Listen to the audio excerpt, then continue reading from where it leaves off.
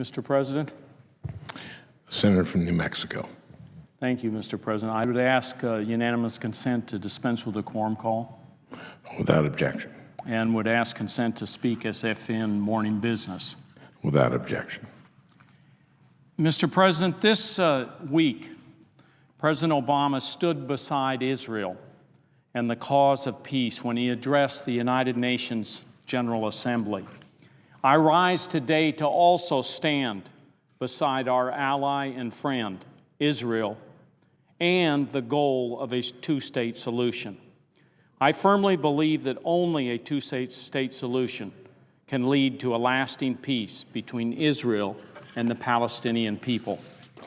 Unfortunately, we're heading down a path that will not lead to a lasting peace.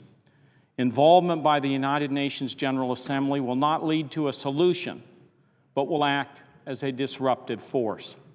I would urge the parties to use the time in New York to begin a constructive dialogue towards agreement on final status issues.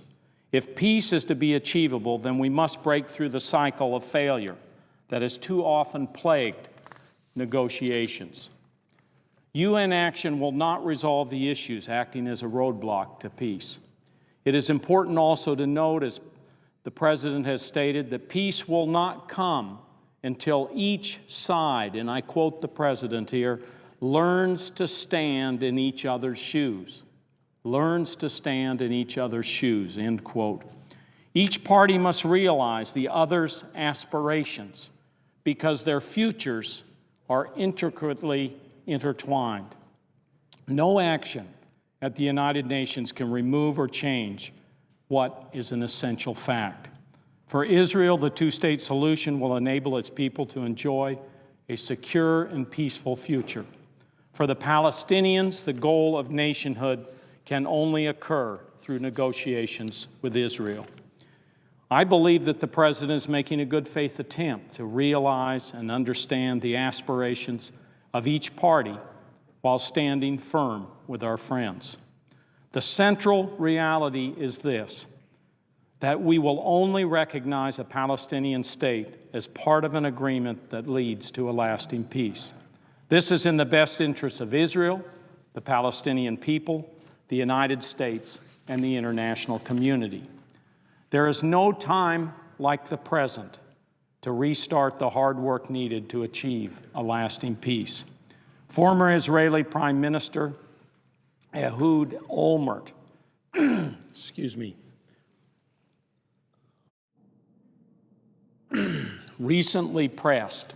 former Prime Minister Olmert recently pressed on the urgent need to return to negotiations in an op-ed in the New York Times.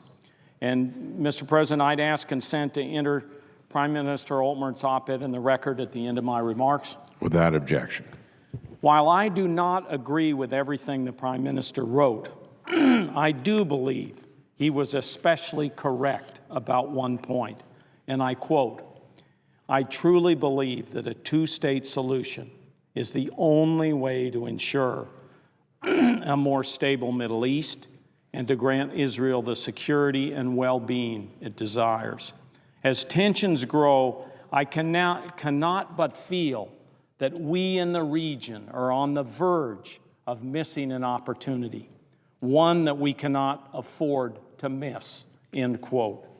And he concludes in his piece, "Now is the time. There will be no better one.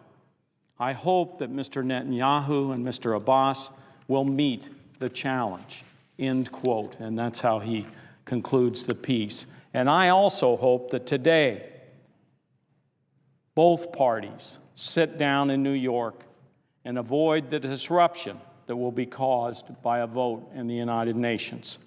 And with that, Mr. President, I note the absence of a quorum.